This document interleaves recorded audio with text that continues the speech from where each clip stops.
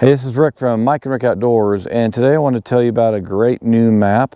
It's called HuntView from Garmin, and I think you're really going to like it. I'm really impressed with it. But before we get too deep into that, please like, subscribe, share, and turn on notifications so you'll be alerted as soon as Mike and I put out new videos. When Mike and I are out, or I'm out by myself, and we're out, the big example for me is when we are out for whatever reason, or I'm out by myself, and I'm trying to find a place to camp, because we do a lot of rural camping. We don't like to camp in campgrounds. And so we're out, and in Colorado, if you know anything about it here, there's a lot of public land, and then there's the private land. But when you're way out, there's BLM land, there's Forest Service land, there's state land, there's the private land, and there's all kinds of different lands. And you're out, and and I've seen this before real recently, and you're traveling out and you think you're on public land and you want to camp. And there's no fences up and there's no signs up. Well, you might be on private land.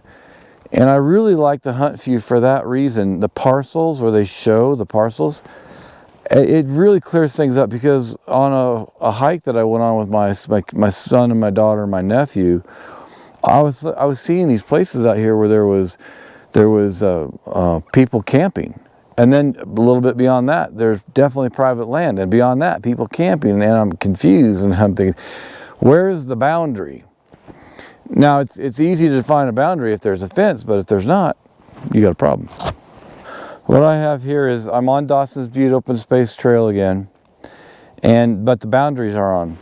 Dawson's Butte Open Space Trail is a large area with trails, but there's an area in the middle that's still private.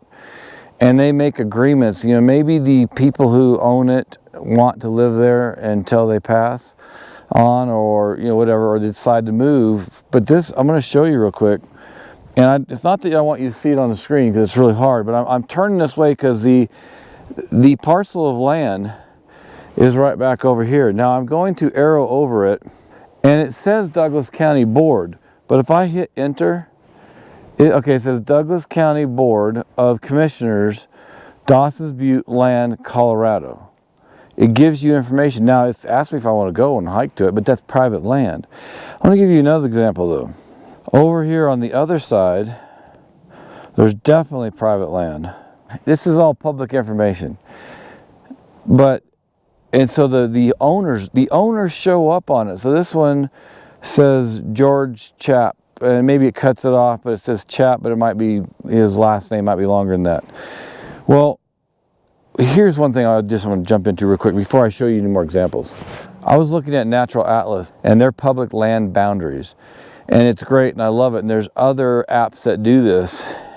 And if you can see the boundaries, you can get some general information, but it's still somewhat general. And sometimes it doesn't work as well. And I saw one video where somebody was clicking on the public lands, but it was clicking on a contour. Well, this doesn't do that. You don't even have to click on it or hit enter. If you just your arrow goes over it, it automatically at the top shows who owns that land. If it's a person or the Douglas County or the Forest Service.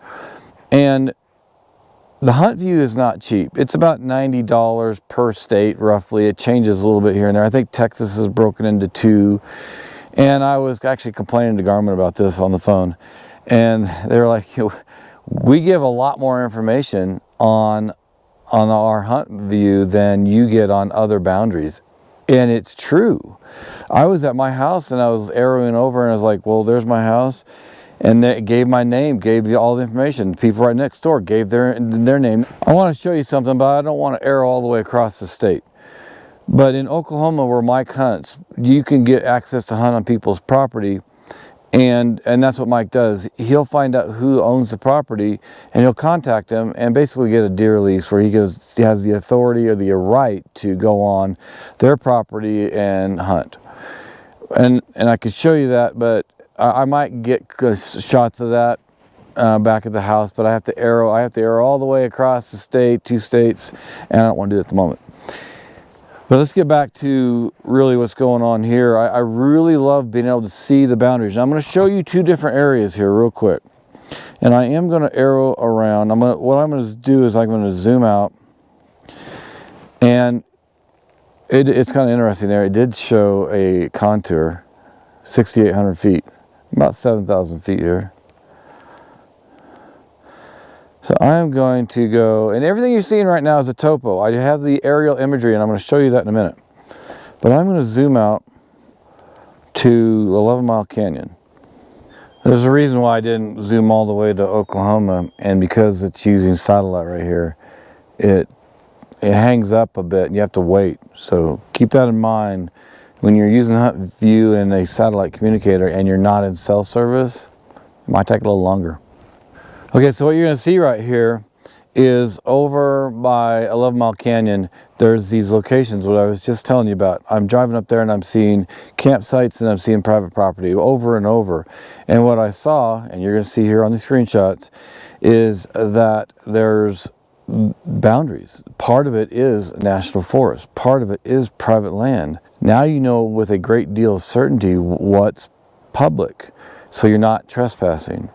Now over at Miramonte Reservoir, that's a big hunting area over there. And when we were out fishing in November, there was a lot of hunters out doing elk hunting, and I guess mule deer also. And again, it's the same thing out there. I was amazed at how the forests and the BLM and the private land are just all intermixed amongst each other. And you got to be very careful. What I've seen out there is if it's private land, they do a good job of fencing their property and putting the signs up. But that's not always the case.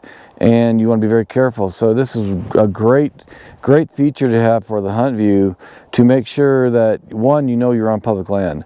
Number two, if you get a certain area that you can hunt in here in Colorado, it lists those. So you can see what area, and they call it something else. I'll put it up on the screen because I can't remember at this moment. But they give you certain places that you can hunt, and you get drawn for them. Or you can put in for them and get drawn for them. So again, if you want to make sure you're in the area that you're supposed to hunt, you can see it on this.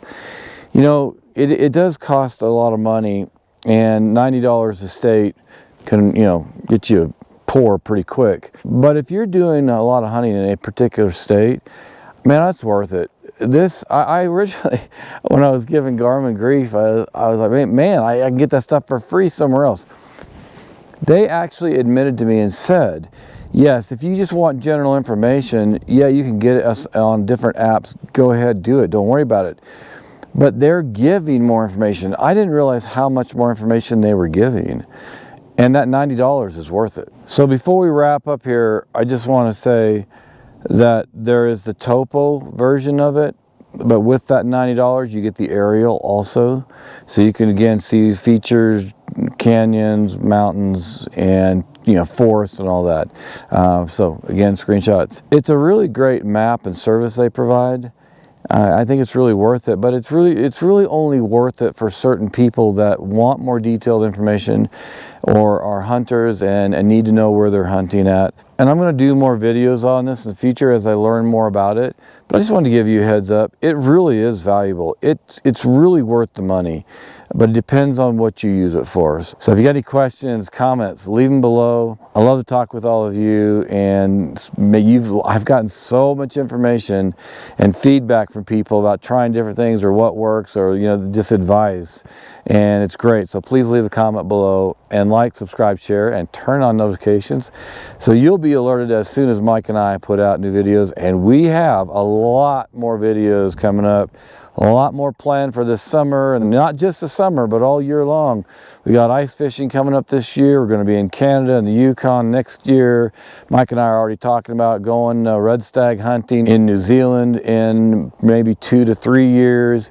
A lot of things happening here. We're not a massive channel right now, but I'm telling you what we're doing, where we're going. You're going to like it, so stick with us. And thanks for joining us here on Mike and Rick Outdoors.